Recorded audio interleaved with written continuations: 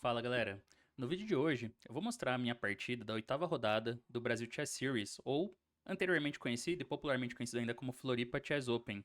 Essa foi uma vitória muito importante na minha carreira contra o GM José Eduardo Martínez Alcântara, um jogador que tem se destacado muito, que foi super bem na última Copa do Mundo, e muita gente veio falar comigo sobre essa partida. Então, eu vou analisar ela aqui com vocês e passar, contar um pouco também sobre o contexto da partida e algumas impressões e algumas decisões que eu tomei durante esse jogo.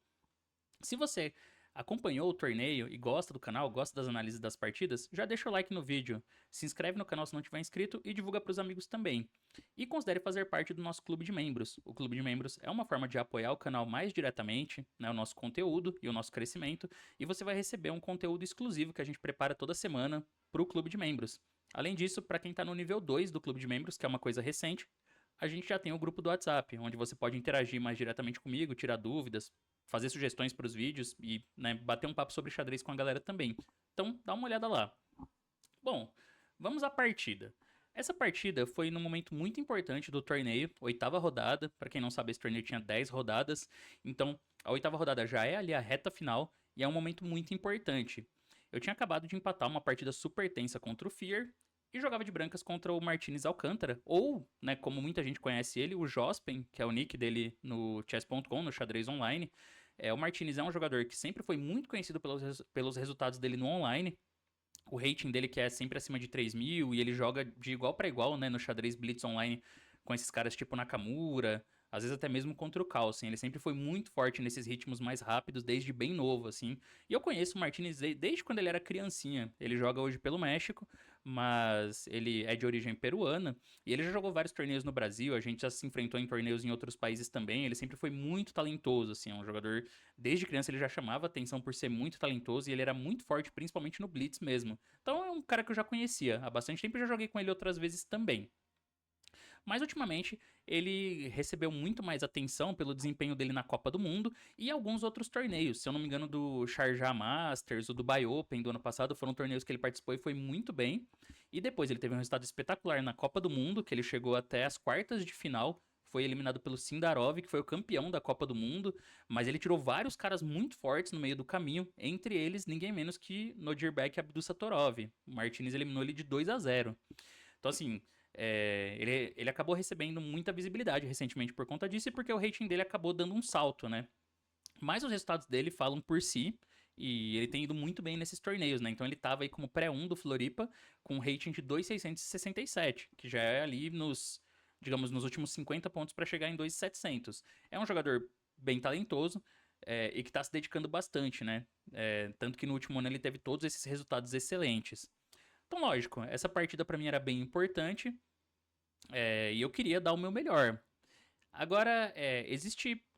Vou falar um pouco sobre o contexto do torneio e estratégias, né? Quando você enfrenta um jogador dessa força. Então, para começar, como vocês viram, devem ter percebido no meu vídeo anterior, onde eu fiz um resumo, né, do torneio ali do Brasil Chess Series.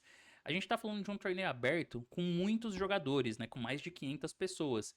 Tanto que isso influenciou na minha colocação final, quando eu perco a última rodada pro Sup, antes da última rodada eu tava em sétimo. Perdi para ele e terminei em 17º, para vocês verem como muita gente te passa. Então, existe um ponto bem importante, assim, quando você joga um torneio aberto como esse, que é perder uma partida acaba tendo um impacto muito grande na sua classificação. Né? É muito importante não perder partidas, porque quando você perde, geralmente 10 a 20 pessoas te passam na classificação, que é o pessoal que estava meio ponto atrás ali e ganhou, que tá vindo de baixo, tá pegando adversários teoricamente mais fáceis. Então, se vocês observarem os torneios que alguns caras fizeram ali, tipo próprio Rafael, Krikor, Fear, eles não perderam. Porque eles sabem que é importante, às vezes, você tá disposto a fazer um ou outro empate, em vez de arriscar tudo, né? Porque a derrota ela acaba tendo um impacto muito forte, assim, nessa classificação. O Sup foi uma exceção, ele terminou em terceiro e ele perdeu pro Diamante na sexta rodada. Só que depois disso, ele empatou a sétima e depois ganhou as 3 rodadas finais, ganhando de mim na última. Então, acontece meio que isso. Quando você larga um ponto inteiro, você acaba tendo que trabalhar muito, assim, para recuperar, né? Então, você tem que ganhar 3, 4 partidas seguidas para fazer essa recuperação. É bem difícil. E no caso, o Martinez, ele empatou a segunda rodada. Foi uma partida que ele tava muito bem, mas aí ele pendurou um cálculo e chegou a ficar perdido contra um cara de 2.000, assim, na segunda rodada, que já foi um resultado bem surpreendente. E ele ainda salvou um empate nessa partida. Depois ele veio se recuperando, ele ganhou, sei lá, 3 ou 4 partidas seguidas. E na sétima rodada, ele jogou contra o Pepe Cuenca, de Pretas. E essa foi uma partida que empatou bem rápido, assim. O Pepe jogou uma linha sólida e a partida empatou em, sei lá, menos de 15 lances. Não, acho que não teve 20 minutos essa partida. Ela empatou muito rápido. O que eu entendo como uma estratégia também, porque esses jogadores com esse rating muito alto, 2.600, 2.650 para cima, e que estão bem acostumados a jogar torneios abertos, eles também sabem que existe a hora de fazer esses empates estratégicos. Claro que o empate da segunda rodada não estava nos planos do Martinez e obrigou ele a ganhar várias partidas seguidas, né? Ele pretendia ganhar a segunda com certeza. Mas nessa hora, quando ele empata ali na sétima com o Pepe de Pretas, eu imagino que o raciocínio dele era o seguinte: bom, empato aqui de Pretas sem me cansar, e nas últimas 3 rodadas tenho duas brancas e uma pretas, então isso dá uma chance grande dele fazer 2,5 em 3, porque a gente já tem uma noção que o campeão do torneio faria ali 8,5 ou 9 se o cara brilhasse. Não por acaso a gente teve vários jogadores com 8,5 no fim: Diamante, Tari, Sup e Neuris. Se tivesse saído uma vitória na mesa 1, Diamante Tari, o campeão teria feito 9, que seria bem ok também pelo torneio que os dois estavam fazendo. Mas pra vocês verem como geralmente a gente já tem uma noção de quantos pontos você tem que fazer para terminar top 3 ou top 4 num torneio grande como esse. Então você pode largar ali, digamos, uns 3 empates no decorrer do torneio para fazer 8,5.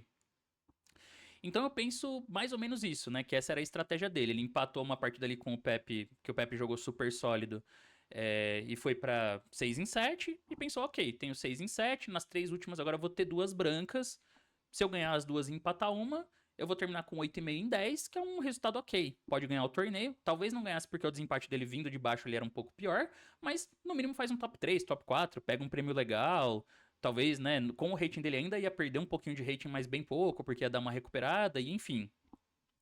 Bom, mas aí aconteceu o seguinte: ele dobrou pretas contra mim. Então acho que isso não estava nos planos dele, né? Dobrar pretas. Então eu queria dar esse contexto da partida para vocês entenderem. Eu acho que realmente não fazia parte da estratégia ele dobrar pretas, porque você não imagina, né? Quando você vai dobrar no emparceramento. E eu tinha jogado de pretas com Fiera e tinha essa de brancas. Então eu tava nessa situação de que eu ia jogar as 3 últimas de brancas. Quer dizer, das 3 últimas, provavelmente eu ia jogar 2 de brancas e uma de pretas. E tava enfrentando ali o pré-1 do torneio. Mas o que, que eu sabia antes dessa partida? Que provavelmente ele ia ter que se esforçar um pouco mais nessa do que a partida que ele jogou contra o Pepe. Porque eu acho, né, essa é a minha suspeita, eu acho que ele empatou rápido, contando com isso. Não me canso aqui, tenho um empate tranquilo e vou jogar de brancas amanhã pra buscar, né, pra terminar, pra nas 2 últimas rodadas tentar ganhar de brancas, nas últimas 2 rodadas tá ali nas primeiras posições. Mas de repente ele cai de pretas, só que ele ainda sabe que ele precisa desses 2,5 se ele quiser ser campeão. Então, putz, vou ter que jogar pra ganhar de pretas contra esse cara, tenho que desequilibrar, né? Tenho que desequilibrar de algum jeito. E eu imaginei isso mesmo, que essa partida ele tentaria bem mais do que a anterior. Não achava que ele ia chegar pra também empatar rápido de pretas e aí jogar as 2 últimas. Até porque a outra partida dele foi super curta, ele tava com certeza descansado e bem motivado, né? Então vamos lá. Aí a gente tem a partida. Eu já fiz essa introdução que eu queria mais que vocês entendessem o contexto do torneio. Então, pra mim, eu tinha claro que o meu adversário ia tentar arriscar, né? Que ele ia talvez tentar forçar o jogo um pouco. Mas, beleza. Joguei meu peão dama, cavalo F6, C4, E6. Eu imaginava que essa era possivelmente a ordem que ele ia jogar. Eu vi que ele tem muitas partidas online com linhas como G6, mas é mais no online, assim. A Índia do Rei realmente não é parte do repertório do Martínez Alcântara, então ele jogou com E6. E aqui eu fiz cavalo F3. Eu tenho experimentado ordens diferentes nessa posição. Então, por exemplo, eu tenho entrado na Ninzo recentemente, mas para essa partida eu não achava tão interessante, porque depois de bispo B4, eu jogo as posições com E3. Mas esse setup, ele é bastante flexível para as pretas. Então, ele tem muitos lances aqui, né? Ele pode jogar B6, ele pode jogar C5, pode jogar D5, pode rocar. E claro, posições são jogáveis, mas cada uma leva a um universo diferente. E de modo geral, isso dá muitas possibilidades para as pretas. Então eu queria manter a posição bem no controle. O máximo no controle possível. Outra ordem que eu tenho jogado é G3, levando para Catalã. Também era uma possibilidade, mas eu achei que para essa partida cavalo F3 era uma opção mais interessante e que talvez ele não estaria esperando tanto. Ele jogou com D5 agora, que já leva para posições mais fixadas, né? Uma estrutura mais de ortodoxa. Mas Na última vez que eu joguei de brancas contra o Martinez foi em 2018 e ele jogou Bispo B4. Ops, ele jogou Bogo Índia, que é o. Era uma abertura principal do repertório dele, até hoje ele joga com bastante frequência. Então eu dei uma olhada na Bogo Índia, pensei que poderia ser uma possibilidade. Outra que eu considerei também foi a Índia da Dama, com B6. Mas ele jogou D5. Eu imagino que talvez ele estava esperando o G3. Talvez ele achasse que eu fosse levar para uma catalã e ele teria alguma ideia contra a catalã, algo do tipo. Mas eu joguei com o cavalo C3 e aqui a gente tá num terreno mais clássico mesmo, da ortodoxa, né? Ele fez bispo B4. Eu, se eu não me engano, eu acho que esse lance ele não tinha nas partidas dele. Ele tinha partidas com bispo E7 e talvez com A6, se eu não estiver enganado. Mas ele jogou bispo B4. E aqui a gente já tá numa ragozinho. Então, nesse ponto, eu imagino que assim, a gente tá naquela batalha meio psicológica da abertura, né? Porque ele deve ter visto minhas partidas. E, em geral, meu estilo é sólido no peão dama, né? Então ele deve ter ficado pensando assim, como que ele poderia tentar algum desequilíbrio ou colocar alguma posição que me tirasse das minhas preparações, que me fizesse pensar um pouco. E de fato, a Ragozin não era uma que eu tava esperando. Contra a Ragozin, eu já joguei vários lances. Então, por exemplo, eu já joguei Bispo G5, que é um dos mais populares.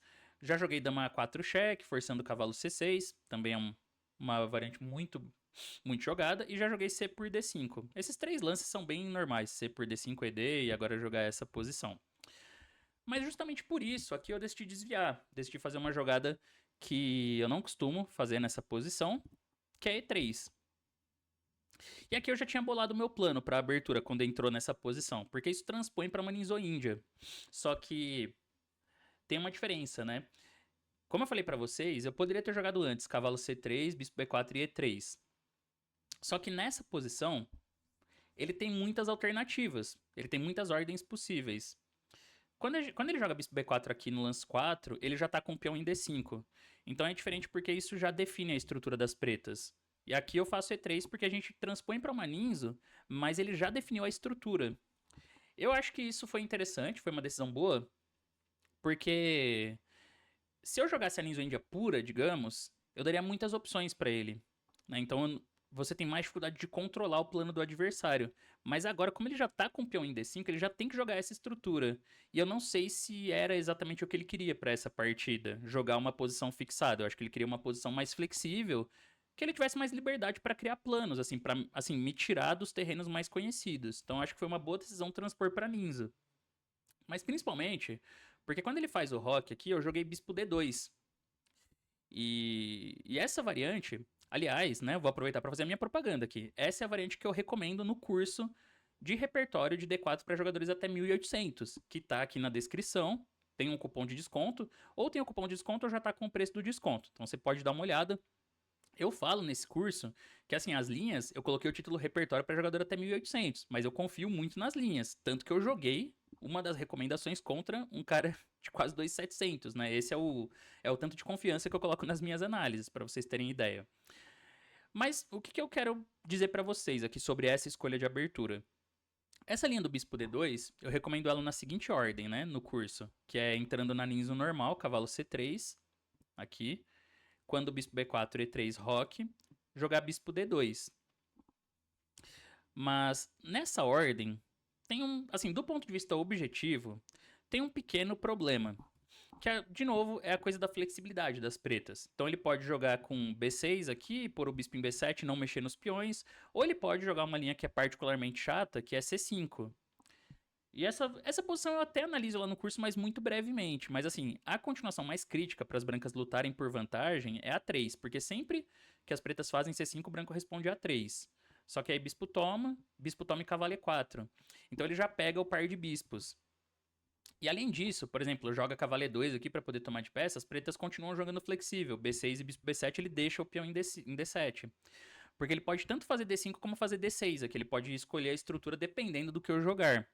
É uma posição que tende a simplificar um pouco, mas as pretas mantêm uma certa flexibilidade na estrutura. Então essa eu acho que é considerada a variante mais confiável contra o bispo D2 na ordem mais pura. Por isso que eu não joguei nessa ordem. E eu imagino até que pode ser que ele tivesse algo preparado contra essa posição com o bispo D2. O problema é que na ordem da partida, quando ele joga bispo B4 e o peão já tá em D5, eu posso fazer E3 mais tranquilo, porque ele já pôs o peão em D5. Então ele não tem essa flexibilidade do plano ali. Ele pode jogar com B6, bispo B7, mas o peão já tá em D5 e a estrutura já tá mais fixada.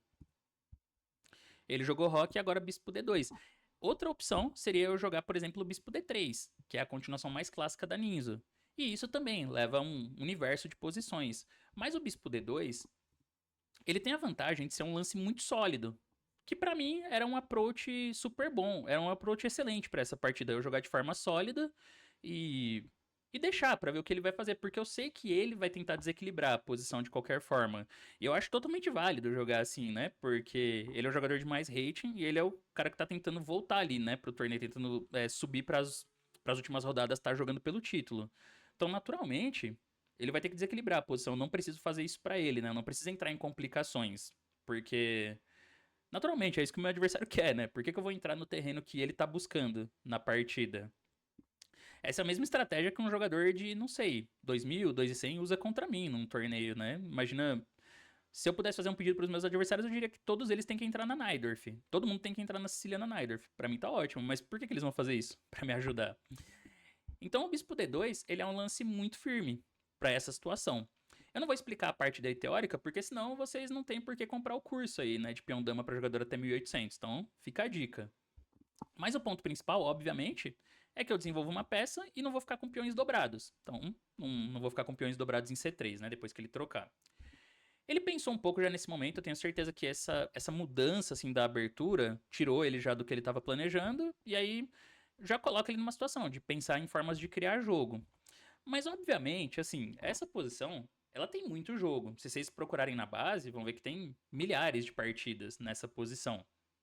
As pretas têm muitas opções, tem muitas alternativas. Por exemplo, o mais jogado é fazer B6. Esse é o principal, porque ele vai pôr o bispo em B7, vai trazer o cavalo para D7, quem sabe vai quebrar com C5. E aí as brancas jogam C por D3, C por D5, quer dizer, E por D5 para já, né, fixar a estrutura, deixar a estrutura bem fixada. E aqui tem alternativas, eu posso ou jogar com bispo D3 ou jogar com torre C1.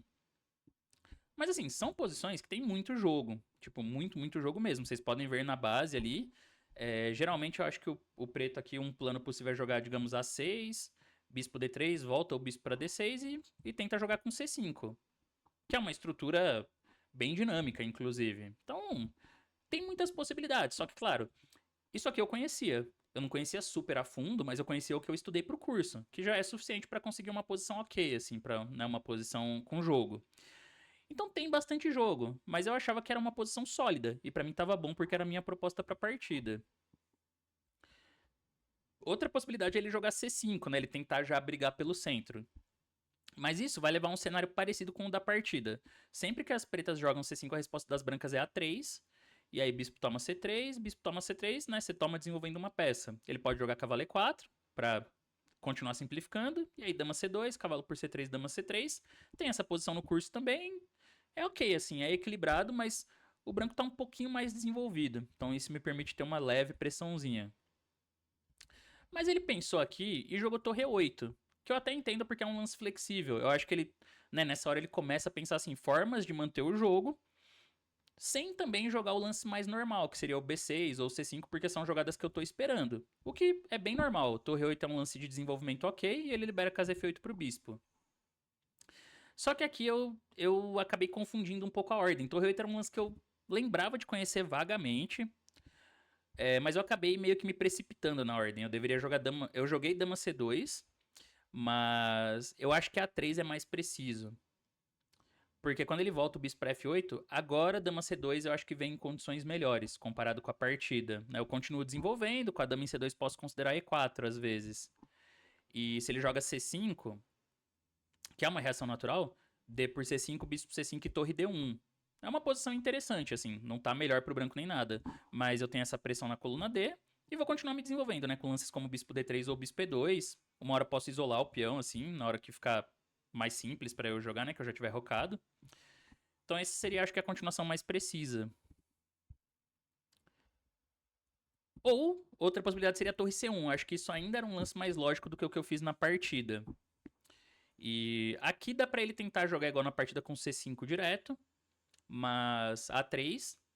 bispo toma C3, bispo C3, CD4, bispo D4. Essa posição é muito parecida com a da partida, que a gente vai ver que chega na partida. Mas eu sinto que é um pouquinho melhor pra mim estar com a torre em C1 e a dama ainda na coluna D. Isso vai me permitir organizar as minhas peças mais facilmente do que a posição que eu tive na partida. Quando eu joguei dama C2, ele tem um lance que ele fez e que é bom o suficiente pra igualar já. Que é o C5. Ele pensou um pouco e jogou dessa forma. Ele jogou meio rápido, eu acho, até C5. Aqui é um pouco diferente, porque ele já tá com a torre na coluna E e isso dá um jogo mais fácil no centro para as pretas, um jogo mais ativo. Mas assim, embora objetivamente o C5 seja bom para equilibrar, ele tem um defeito prático, eu acho, que é permitir as brancas secarem um pouco a posição. O que, claro, pelo que eu já expliquei antes, pela introdução ali da partida, não é no interesse do meu adversário, né, que a posição seque. Ele precisa, na verdade, manter o jogo. Eu acho que o C5 é uma decisão boa, mas pela situação do torneio dessa partida, vai levar para uma posição que ele tem pouco para desequilibrar, né, para jogar pela vitória. Ele tinha algumas opções, algumas alternativas. Por exemplo, aqui daria para jogar ainda com B6 para afianquetar o bispo. Nesse caso eu faço A3, bispo F8, C por D5 e D5 e posso jogar B4, que é para tentar dificultar um pouco a ruptura com C5. Mas depois de cavalo BD7 o jogo segue. Então assim, as pretas ainda vão ter planos típicos dessa estrutura com bispo B7 e C5. Essa continuação seria um pouco mais ideal, eu acho, né, para ele continuar criando alguma coisa na partida e não deixar minhas decisões tão simples. E outra possibilidade seria também cavalo BD7 direto. Um lance assim, mantendo aí possibilidades para as pretas, né? Ele pode jogar B6, mas ele pode jogar C6 ou pode jogar C5. Ele pode escolher ainda o que ele vai fazer. E aqui o mais natural deve ser A3, bispo F8 e agora bispo D3. Aí, não sei. Ainda é uma posição muito sólida para as brancas, mas ele mantém as possibilidades de diferentes rupturas. O C5 iguala, mas iguala meio secando, assim, iguala de um jeito muito direto. Então o que aconteceu? Foi C5, eu joguei A3 aqui. Imediatamente eu percebi que já a posição ia ficar muito simples para ele depois disso também. Porque, por exemplo, eu poderia jogar D por C5, bispo toma C5 e isolar o peão, C por D5. Só que depois de E por D5, D4 tá chegando muito rápido. Eu não consigo evitar isso, né? Porque eu tô meio atrasado no desenvolvimento. Então ele pode jogar D4 direto ou cavalo C6 e D4 bem rápido aqui. Acho que essa já seria uma posição ruim para mim. A maioria dessas análises eu não passei com o computador, tá? Eu gosto geralmente de trazer as minhas impressões que eu tive na partida. Eu chequei, assim, uma ou outra coisa com a máquina e algumas avaliações para ter certeza se eu avaliei corretamente ou não. E também eu considerei tomar em C5 e jogar bispo E2 mesmo, esperar um pouco para isolar. Só que depois de cavalo C6 eu ainda achava que D4 era bom para ele. Né? Ele pode jogar com E5 ou D4, eu ainda achava que isso era bom.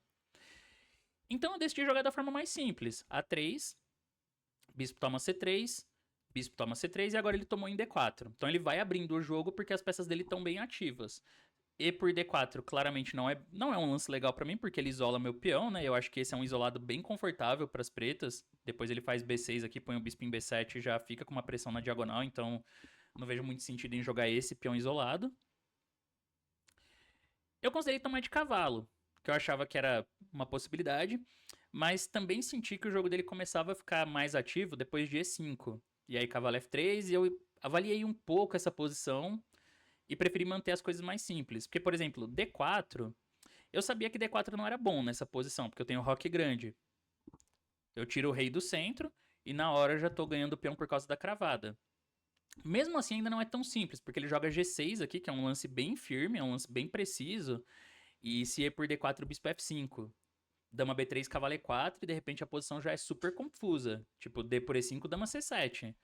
Tô com 2 peões a mais, só que agora tá caindo F2, e além de tudo ele tá com umas ideias em volta do meu rei aqui, ó, com bispo, uns cavalos C5 aqui, ou traz o outro cavalo, né, as peças rodeando o meu rei, então poderia ficar perigoso. Mas ele pode jogar de outras formas, né, ele pode jogar ou E4, cavalo D4 e cavalo BD7, e esse cavalo tá vindo pra E5, né, com a casa D3 ali, com algumas ideias, embora essa posição não seja ruim para as brancas. Ou ele pode jogar cavalo C6 direto e renovar a ideia de D4. Se eu jogo roque grande, que parece ativo, tem E4. Eu achava isso um pouco arriscado também. Porque tem uns detalhes aqui, né? Meu rei tá seguro, mas uma hora que eu jogar C por D5, a coluna C abre. Então, também não é tão simples assim.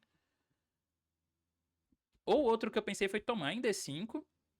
E quando o cavalo por D5, agora roque grande. Que parecia bom pra mim à primeira vista, né? Por causa de E4 chegando. Só que ele joga E4 primeiro.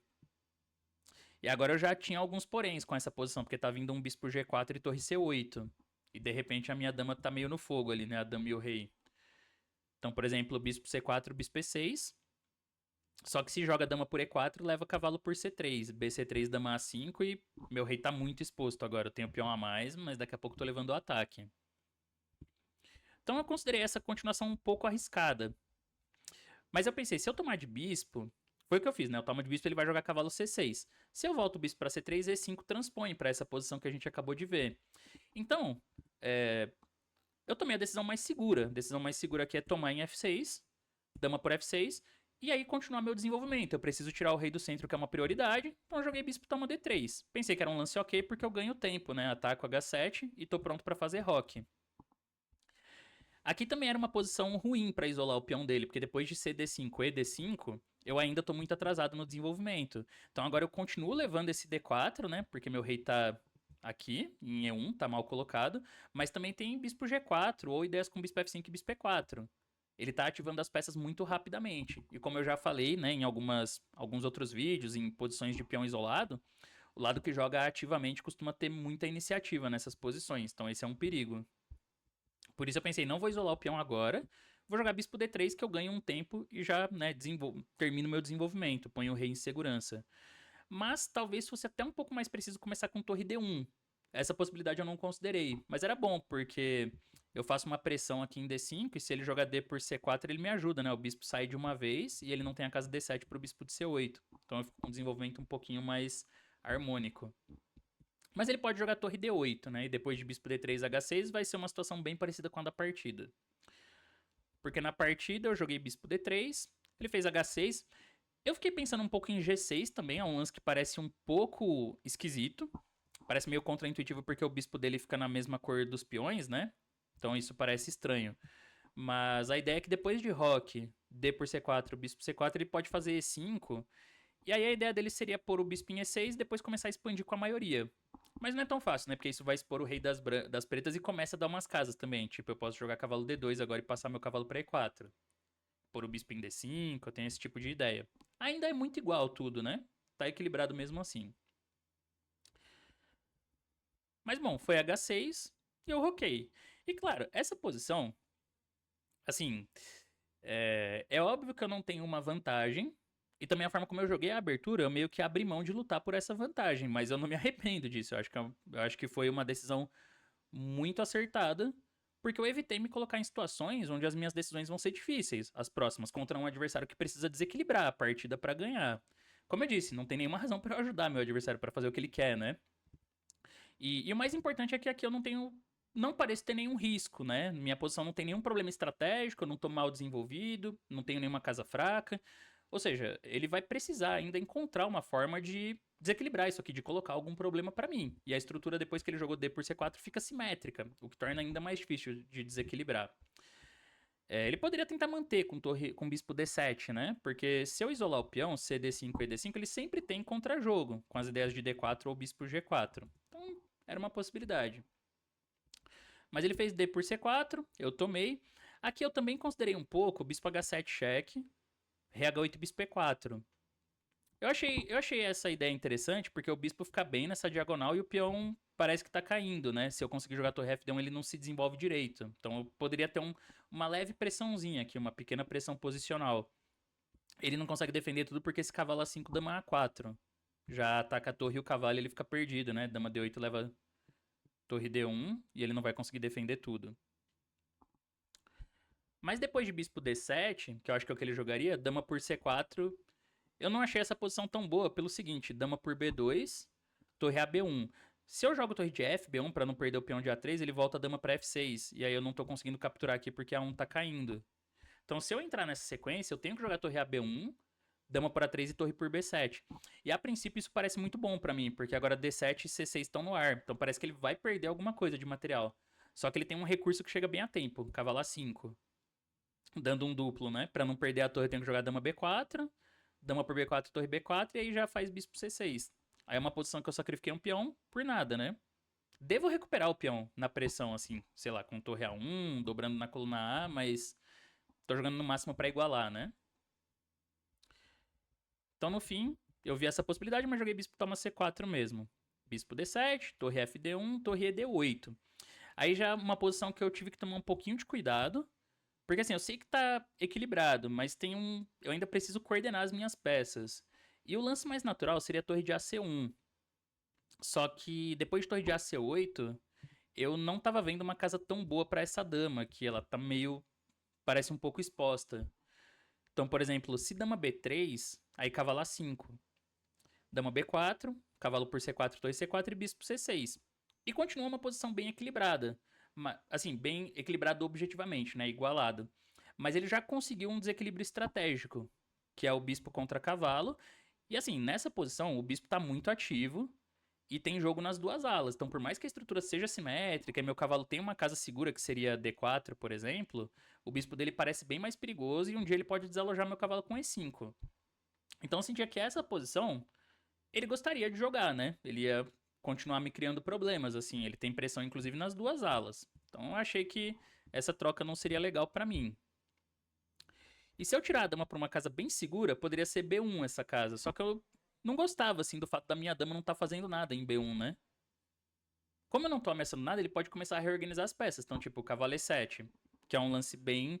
Eu acho bem bom pra pôr o bispo em C6 e esse cavalo começa a vir pela ala do rei às vezes, né? Então, cavalo G6, cavalo H4, ou H5, H4, H3, tem uns planos assim, que podem ser chatos. Então o que, que eu fiz? Primeiro eu puxei o bispo já me preparei, né, para as ideias dele. Quando torre de AC8, agora eu tiro a dama e não tô levando o cavalo A5 ganhando o bispo, pelo menos.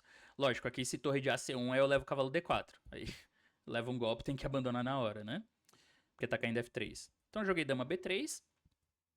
E a gente tem ainda uma posição bem equilibrada, né, na real. Lógico, o problema é que pra ele tem que continuar tentando alguma coisa. Ele poderia, inclusive, eu até não mencionei, mas eu acho que quando eu joguei bispo D3, eu ofereci empate. Ah, não. Lá no começo, né? Eu ofereci empate nessa posição. Porque eu senti que quando eu joguei dama C2 ali e levei C5, ele já conseguiu igualar. E aí eu percebi, a posição, tipo, já não deu certo a minha ideia da abertura, né? Assim, eu achei que eu ia ficar um pouquinho melhor quando ele jogou torre 8, mas o dama C2 eu já meio que deixei passar C5 e ele conseguiu igualar a força. Então isso aqui, dificilmente eu vou desequilibrar, eu não vou correr nenhum risco desnecessário. Eu ofereci empate porque eu acho que tá equilibrado mesmo, e de fato tá bem igual. Mas bom, ele seguiu jogando e aí eu não ofereci mais, eu entendi que tudo bem, ele vai tentar o máximo possível, né? Mas bom, torre de AC8, joguei dama B3, e aqui ele tem algumas possibilidades. Ele jogou cavalo A5, que é um lance interessante, mas ele tem alguns problemas, pequenos riscos estratégicos, né? Porque a minha dama, ela é obrigada a ir pra B4. Eu preciso ficar defendendo B2 aqui. Eu não queria pôr minha dama em A2, né? Uma casa meio esquisita. Até tem um bispo A4 aqui. Minhas peças estão ficando totalmente presas já. Tô perdendo, inclusive, né? Porque a torre tem que defender o bispo e azedou-se. Torre D2, cavalo B3. Então, claro, não vou jogar dama A2. Eu tenho que pôr ela em B4 pra continuar defendendo o peão. Mas aí ele joga B6, né? Quando ele joga B6, o cavalo também tá um pouco fora em A5, mas não é um problema sério, porque ele deu essa casa pro bispo, essa é a ideia dele, né? Melhorar as peças, colocando o bispo em C6. Ele tinha outras possibilidades também, ele poderia jogar tipo B6, só pra deixar o peão a salvo. Mas nesse caso eu continuo com torre de AC1, e é aquela coisa, é uma posição muito difícil dele desequilibrar, né? Muito, muito difícil, porque a estrutura tá simétrica, é muito sólida, não tem nenhuma casa fraca, então assim, é difícil criar problemas sérios aqui. E ele tem outra possibilidade que é trazer o cavalo pro centro, com o cavalo E5. Mas eu achava que essa posição não interessava ele simplesmente porque continua simplificando. E nesse caso troca o cavalo pelo cavalo, né? Não o cavalo pelo bispo. Então ele nem tem um desequilíbrio posicional. Então eu tava esperando mesmo o cavalo A5. Foi dama B4 e agora jogou B6. Também dava pra fazer cavalo C6. Porque se dama por B7, torre B8 ele recupera lá em B2. Mas eu acho que nesse caso eu teria uma leve pressão, assim, bem pequenininha, mas interessante. Dama A6, torre por B2 e bispo E4. E aí quando torre B6, dama C4. Então eu fico aqui, né? Ainda não tô ameaçando torre por D7 porque minha torre tá caindo, mas daqui a pouco eu faço um torre C1 e já vou ter um pouco de pressão nessas colunas. Bispo E8 aqui é o mais normal, ele fica seguro, mas, né, simplificou ainda mais a posição. Então ele jogou B6. Aí assim, como a gente pode ver, essa é uma partida clássica, assim, onde o lado que tem menos hate, no caso eu, tá jogando para não correr risco nenhum, tá jogando seguro. Pro jogador mais forte, é difícil, porque o cara vai tentar. Ele quer jogar para ganhar, só que ao mesmo tempo ele sabe que não pode correr um risco muito grande, né? E eu acho que, como a posição não oferece muitas ideias, acaba sendo mais difícil para ele, porque fica muito difícil de desequilibrar sem correr nenhum risco. E eu acho que isso vai deixando o jogador talvez um pouco ansioso ou um pouco frustrado, assim, por não estar conseguindo criar nada na partida, até a hora que ele acaba, como a gente costuma dizer, passando do limite, né? Então eu joguei torre AC1, trouxe a última peça, bispo C6, e aí eu aproveitei para pôr meu cavalinho D4, que agora ele não tá com cavalinho C6 mais, né? Ele fez bispo B7, também era possível bispo D5, esse lance. O bispo fica numa casa um pouco mais ativa, mas obstrui a coluna D, né? Eu provavelmente jogaria igual na partida, bispo F1, que eu acho que é um lance bem seguro. Se eu tentar jogar muito ativo aqui, bispo A6, por exemplo, para ganhar a coluna, aí eu dou algumas possibilidades para ele. Torre por C1, torre por C1, e agora ele tem uma chance de ativar as peças com E5.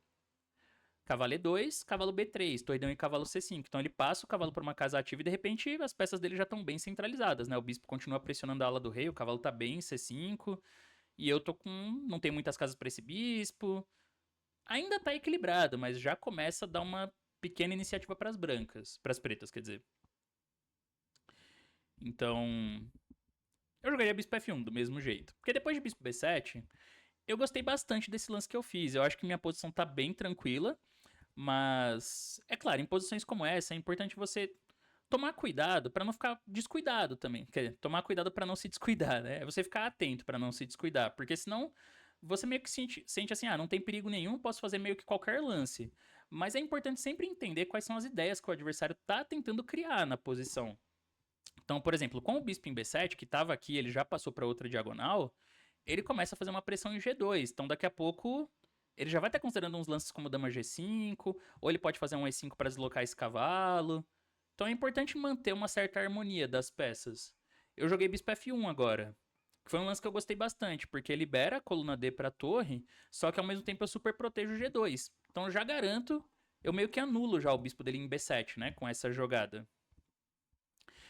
Eu pensei em fazer bispo E2 aqui, pra poder tirar o cavalo para F3. Mas no fim eu achei que fazia mais sentido proteger a casa G2, até porque E5 é uma jogada que ele vai ter que considerar com certo cuidado. Porque quando ele joga E5, por exemplo, aqui ele não fez o E5, mas se ele joga, ele também me dá algumas casas, né? Porque eu volto o cavalo para E2 e já começo a ter essa diagonal aberta, posso levar o cavalo para E4, né? Eu começo a ter algumas casas também para as minhas peças. O próprio peão vira um alvo, ele perde a estabilidade da casa D5, então ele perde várias.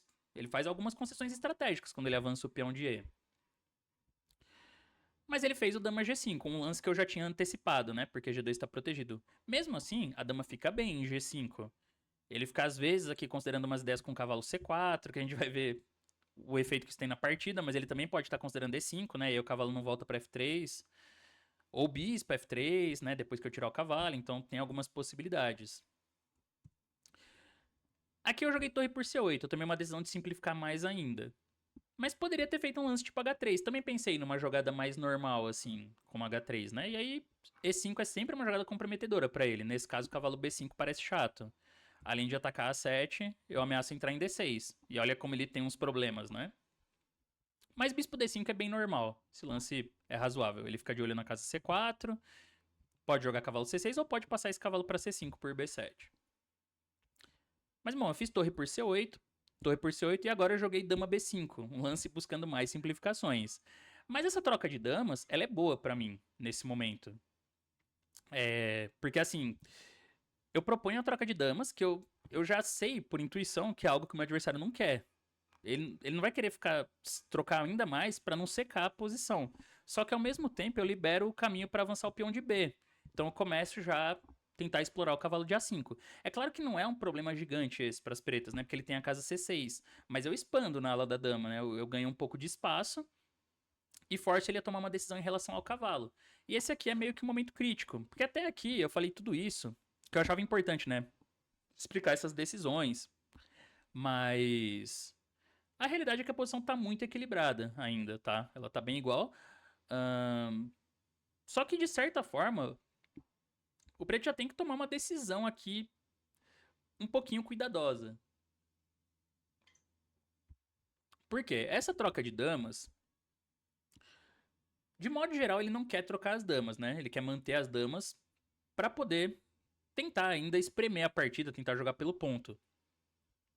Mas ainda assim, ele não tem um jeito, talvez, tão fácil de evitar essa troca. Porque, vamos lá, se ele joga E5, é um lance sempre comprometedor. O computador, ele gosta muito de H4. Eu achava que E5 era o crítico nessa posição. Ele gosta bastante de E4 deslocando a dama, porque se dama H4, dama por E5, e aqui já parece bem melhor para as brancas. Tem cavalo F5 chegando.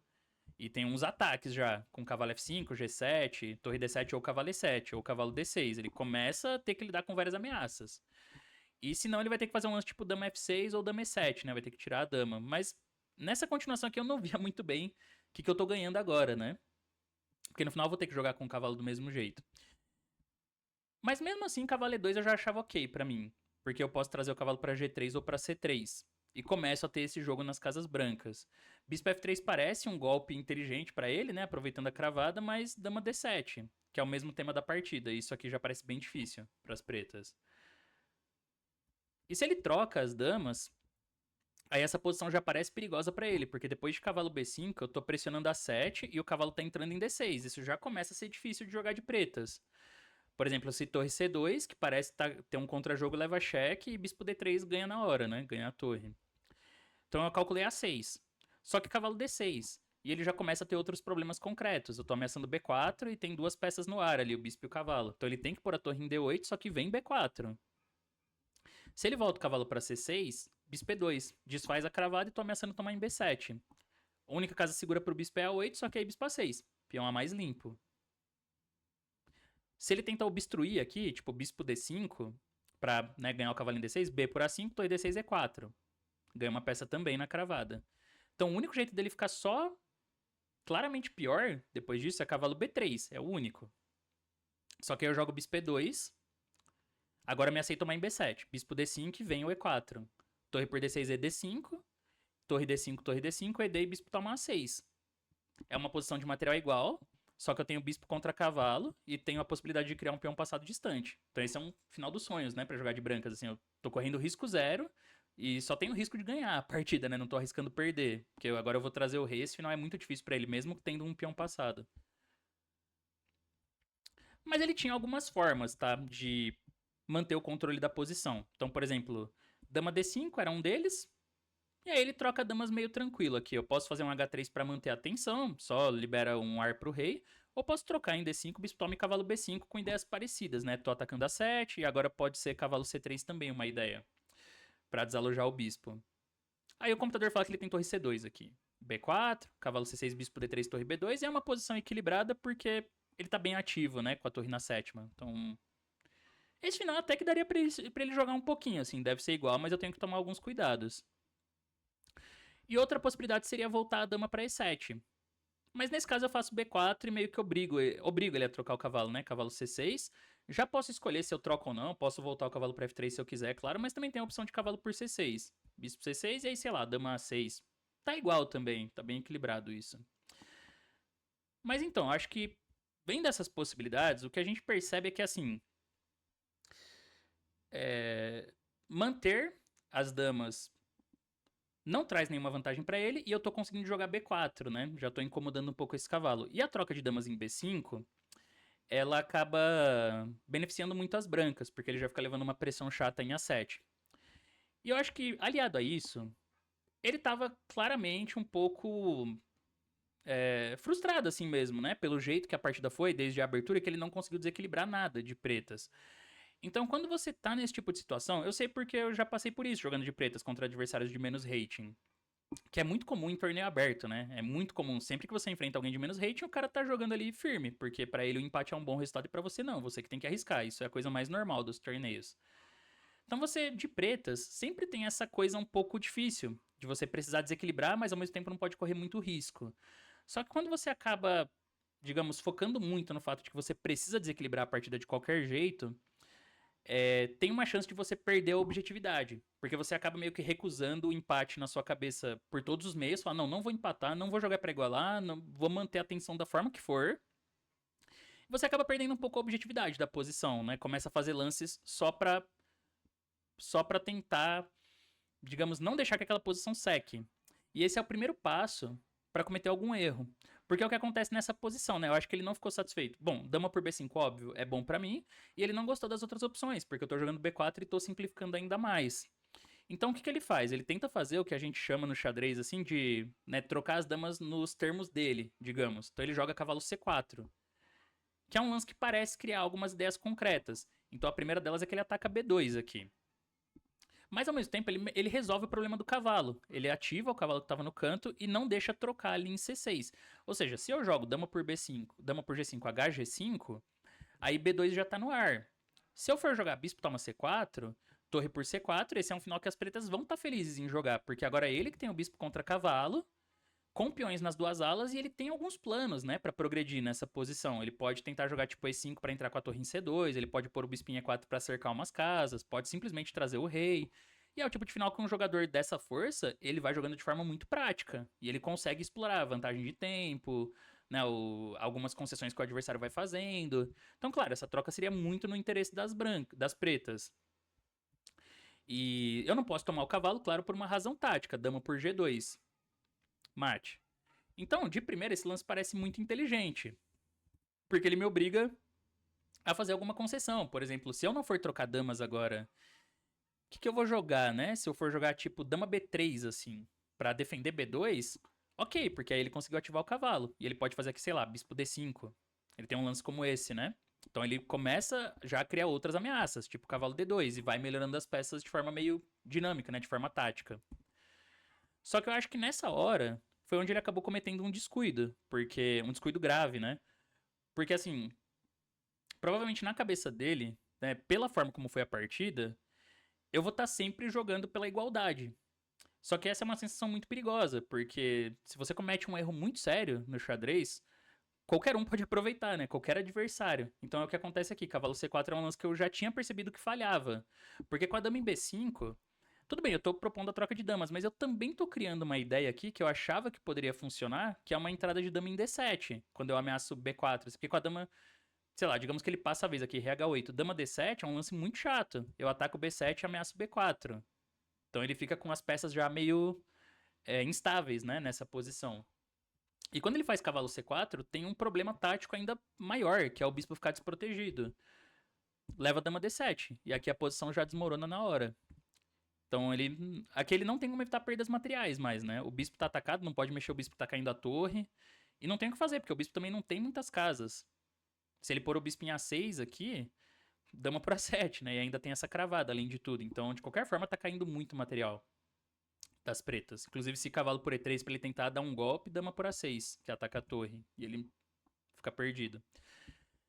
Então ele não tem o que fazer nessa posição. Depois de dama D7, as pretas estão perdidas. Realmente foi uma partida de um erro só, assim, é um lance errado do cara e a posição desmorona, ela colapsa. Mas eu acho que é importante a gente prestar atenção em algumas decisões e analisar com mais calma a partida pra entender, assim, como que foi chegando nesse cenário, né? Ele jogou dama D5, que é, digamos, é a melhor defesa. Pra mim, eu, eu diria que dama D7 foi o lance que ele não viu, ele não considerou que eu ia entrar com a dama, ele só considerou que eu tava querendo trocar as damas. Porque depois de dama D5 eu já tenho mais de um jeito de jogar essa posição. Agora, também não tinha outras defesas. Por exemplo, se cavalo A5,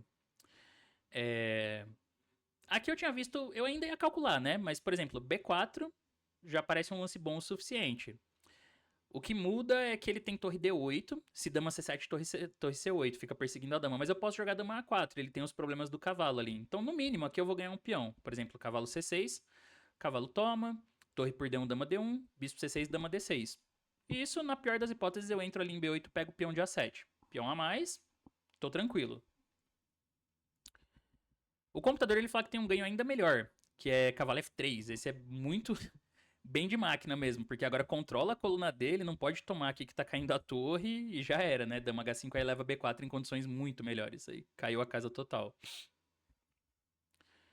E. Então ele jogou Dama D5, mas agora eu tenho duas opções. Na partida eu joguei Cavalo B5, que é a mais precisa. De repente todas as minhas peças estão nas casas ideais, né? A torre ataca a dama e defende D7, o cavalo ataca A7, C4 tá caindo e cai tudo com tempo. Agora é tudo com ganho de tempo. A outra possibilidade que eu considerei foi cavalo por E6, que eu fiquei calculando. Dama por E6, porque esse dama por D7, torre por D7 tá bem ganho, né? Tá caindo C4 e B7. E esse bispo C6 eu posso escolher, eu tenho torre C7 ou tenho torre D8, né? Que força a troca de torres e ataca o bispo. Então dama por E6, dama por B7, mas aí cavalo por B2. E aqui eu até vi um lance que foi torre D6. Porque a minha ideia era que se dama... Ops. Se dama por D6, eu jogo dama por C8 e eu pensei, RH7 dama C2 ganha a peça. Até mostrei isso na transmissão pro Lucas Mito. Só que tem dama F8, né? Ele consegue defender. Dama F8 foi um lance que eu não vi. E aí fica um final que ainda o branco pressiona um pouco. Tipo, eu não troco as damas, né? Jogo com dama e bispo contra dama e cavalo. Mas é ok. Preto vai conseguir defender com o jogo correto, mas o branco ainda aperta um pouco. Então o melhor lance aqui seria um torre D4, que é uma jogada pouco óbvia pra mim, mas a ideia é manter o cavalo cortado, né? O cavalo fica meio preso. Então essa seria uma possibilidade, mas o cavalo B5, ele é muito, assim, é muito claramente ganhador, né? Porque ele tem que tomar em D7, se ele jogar, por exemplo, dama C6. E aqui pra vocês verem como tá tudo bem harmônico, né? O bispo em F1, ele defende G2 e ataca C4. Pra vocês verem o efeito importante que teve na posição esse bispo em F1. Então, cavalo B5, se ele jogar dama C6, cavalo por A7, é uma versão ainda pior da partida, né? Então ele jogou torre por D7, dama por D7, torre D7. Mas agora a posição tá colapsando, tá caindo B7, caindo C4 e não tem como evitar muitas perdas materiais, né? Tipo, se A6, cavalo A7. Ele tem que escolher, perde B7 ou C6 ou C4. Não tem muito pra onde correr, né? Ahn, Então aqui foi. Ele jogou bispo C6. Quer dizer, o que eu tinha calculado? Ele jogou bispo D5, mas eu tinha calculado bispo C6, cavalo por A7, bispo toma D7, cavalo por C8. E tem um problema que tá caindo C4 aqui, então ele não consegue prender o cavalo. Se bispo toma C8, bispo C4 parece um final tecnicamente ganho, né? Com o peão passado distante que eu vou criar. Posso jogar muito na calma isso aqui, né? F3, E4, traz o rei, começa a avançar bem tranquilo e um dia passa o peão. Daria trabalho, mas eu acho que é um final que vai ganhar meio tranquilo. Então, outra possibilidade era cavalo por B2. Era essa que eu esperava, na verdade. Cavalo por B6, bispo C6, cavalo C4 e aí cavalo A4. É um final que tem cara de estar ganho para as brancas, né? De novo por causa do peão passado distante. Mas eu vou ter um tempo aqui que eu preciso trabalhar. Sei lá, eu jogo F3 e de novo começo, né? Trago o rei assim. Um dia eu vou avançar o peão de A. Mas era o trabalho técnico que eu teria na partida. E também não adianta ele jogar cavalo A5 de novo. Nesse caso, aí eu teria que calcular um pouquinho melhor. Porque o B4, ele ainda não ganha de um jeito tão simples. Ele tem bispo C6. Torre por A7, bispo toma B5.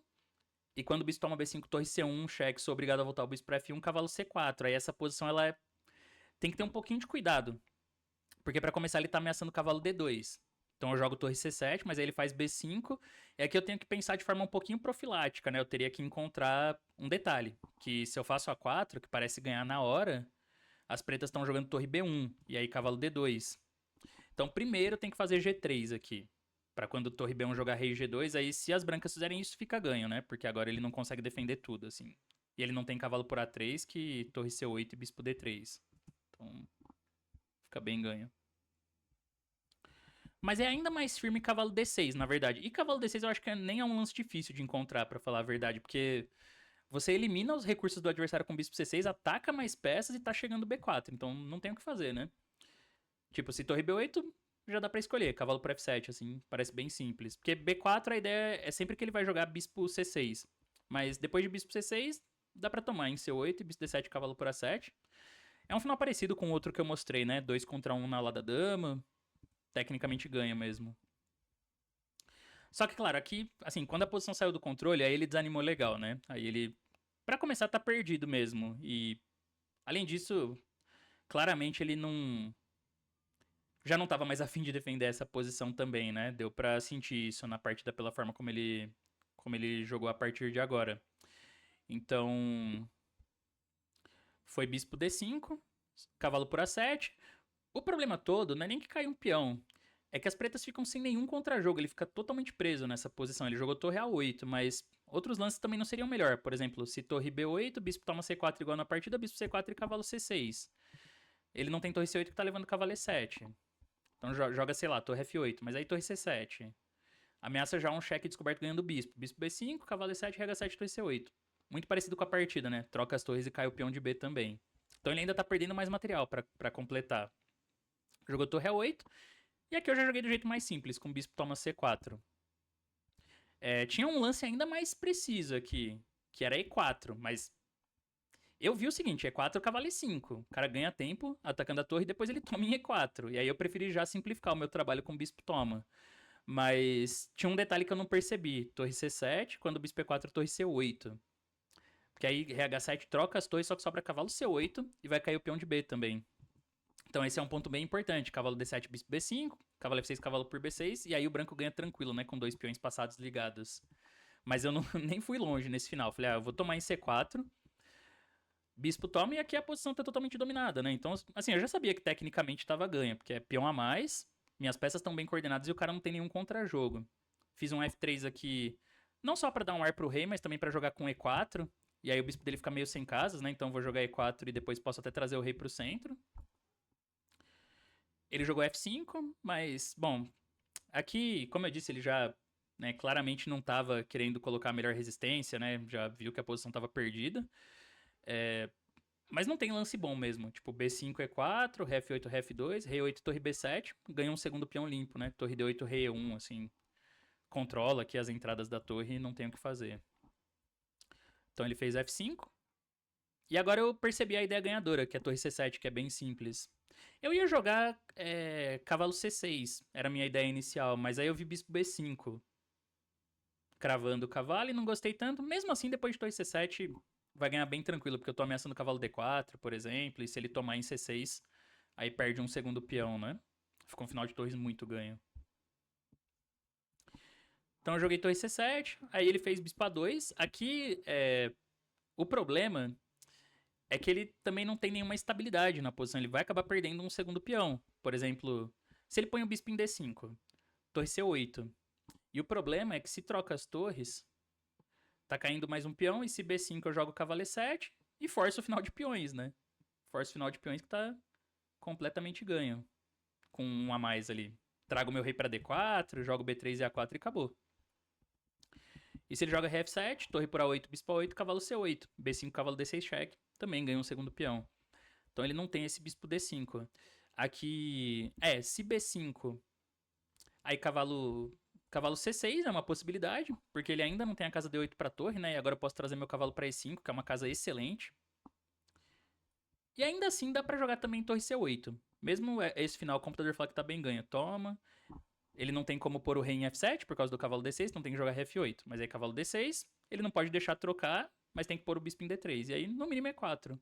Se rei E7, E5, né?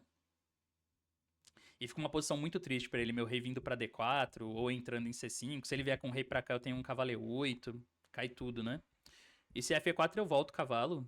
Esse final eu vou trabalhar muito fácil, né? Com o rei chegando em E3 e tá muito esburacado. Uma hora eu passo o peão lá em A, ele vai ter que levar o rei pro outro lado e aí eu entro.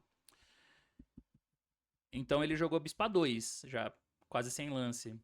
Mas aqui, enquanto eu pensava nessa posição, ele abandonou. Né? Ele assim, tá perdido, né? Então ele abandonou antes de eu fazer o lance, mas é que aqui já tá muito fácil, na verdade. Eu tava calculando. Por exemplo, eu já tinha visto, depois de torre C7 bispo A2, que eu ganhava um segundo peão forçado. Eu tava só calculando qual era o melhor jeito de tomar esse. De continuar o final, né? Porque torre C8 cheque. Torre C8, cavalo por C8, ele vai perder o peão de B. B5, cavalo D6. Ele não tem como defender. Se bispo C4, o cavalo toma. BC4 e A4 aqui, o rei já tá fora do quadrado, o rei dele. Já não alcança. E ele tem que jogar B4, né? E aí eu tava só um pouquinho na dúvida desse final. Eu tinha certeza que tomar o peão em B4 ganhava. Eu até cheguei a considerar jogar assim, com A4, Mas achei um pouco desnecessário, porque ele faz rei F8, A5, rei E7 e eu não posso sacrificar a peça. Porque quando toma A7 ele tem o bispo em D5 chegando. E eu não tenho tempo, né, de preparar esse avanço com E4, por exemplo. Toma aqui pra tirar a casa D5, porque aí o rei dele entra com o rei C6. Então A4 eu considerei, mas eu muito provavelmente... Não, eu com certeza ia jogar por B4, né? Porque por mais que pareça que agora os peões são dobrados, mas são 2 a mais sempre. Então ele traz o rei, e aí que nem uma dúvida que eu tinha, um plano que eu pensei era assim, eu acho que eu posso jogar cavalo B5, rei 7, cavalo C3, trago o cavalo para C3 e já garanto que o rei dele não aproxima nunca, né? Porque o cavalo com esse peão aqui cria meio que uma barreira, ele não consegue trazer o rei. Ele põe o bispo em C4, mas aí eu jogo o final muito tranquilo, né? Rei F2, rei D7, ele nunca vai trazer o rei, nunca vai aproximar. G3, rei D6, F4, tiro essa casa agora. Ele tem que ficar esperando, mas aí chega E4 uma hora, né? Eu libero o caminho para entrar com o meu rei por D4. Então F por E4, rei E3, bispo D5. Bom, se tomar em E4, aí ele entra com o rei em B5, mas eu posso jogar aqui para fazer um zug na posição. Ele vai acabar ficando em zug uma hora, né? Porque ele não pode mexer o bispo direito. Então, isso aqui já tá bem ganho. Daqui a pouco eu jogo tipo B5 e B4. Ele uma hora vai ter que fazer uma concessão. Então tá bem ganho. E o computador, ele dá uma linha ainda mais precisa, assim. Ele fala que nessa. Porque esse final ele dá tipo 5 pontos. Que ele fala que joga assim: E4, Rei E7, aí E5. Rei D7, B5. Tá super ganho. A ideia é trazer o peão lá pra sétima, eu acho, né? Com B7. E se jogar Rei C7, aí cavalo E8. Aí começa a cair a ala do rei. Ele ganha na ala da dama, mas perde tudo do outro lado. E se não, aí eu só trago meu rei pra cá, né? Pra C5. Então por isso que ele abandonou depois de bispo A2, sem nem esperar a torre C8. Bom, uma vitória importante, com certeza, no torneio, que me deu uma confiança grande pra reta final ali, porque na oitava rodada, já se aproximando do fim do torneio, você ganhar do pré-1, com esse rate, né? O cara que tá numa fase excelente, assim, que tá jogando muito. Claro, com certeza é um resultado espetacular, assim, é um resultado muito legal que eu fiquei muito feliz. E, bom, me deu bastante motivação, né, pra reta final do torneio. Ajudou no rating também, né, pra terminar o torneio ganhando rating, então é um recorde pra mim, né, o jogador mais forte que eu já venci, assim, numa partida clássica, em termos de, né, no rating feed mesmo. Então, assim, foi uma partida que eu achei também interessante. Eu acho que eu adotei uma estratégia bem sólida. Não vejo nenhum problema com isso, porque, como eu disse, era uma situação que eu sabia que ele ia ter que desequilibrar, né? Eu acho que ele teve opções ali na abertura que ele poderia ter jogado pra manter o jogo, mas é aquela coisa, né? É ruim quando você não, sei lá, não pensou direito na estratégia pra partida. Então, ele joga ali o C5 que iguala, mas talvez ele não percebeu que me dava a chance de simplificar mais, assim, aí já fica uma posição meio seca que pro cara é chato. O cara fica meio um pouco frustrado, né? Um pouco assim, pô, não vou ter como jogar pra ganhar porque o cara já trocou várias peças. Mas são decisões que você tem que pensar, assim, na hora que você vai jogar super concreto na partida, porque aquilo facilita também a vida do adversário, né? Então, às vezes, o que eu vejo, assim, com jogadores muito experientes, ou que eu faço, às vezes, nas minhas partidas, é que você tem uma continuação que iguala, mas às vezes os caras preferem até ficar um pouquinho pior, porque é um pior, mas com muito mais jogo, com muito mais peças. Da forma como foi a partida, ele até conseguiu, assim, uns micro problemas pra colocar pra mim, mas a minha posição era sempre muito sólida. E talvez, né, ele ficou com a sensação de que eu sempre tava jogando só pra simplificar, e isso tornou ele um pouco descuidado. Aí quando o cavalo C4 dama D7, a posição colapsa, né? E é por isso que eu falei, é uma partida meio que de um erro só, assim, porque é um erro e realmente a posição do cara já desmoronou. Mas eu acho que apesar disso é uma partida que tem momentos interessantes, assim, de decisões, né? Principalmente do meu lado, mas uma partida que eu acho de algumas formas instrutivas. Seja pelo jogo em si ou, sei lá, pela estratégia que você pode usar, assim, quando você tá enfrentando um adversário claramente mais forte. Mas é isso, pessoal. Espero que vocês tenham curtido. Ficou um pouco longa essa análise, mas eu queria falar um pouco sobre essa partida mesmo.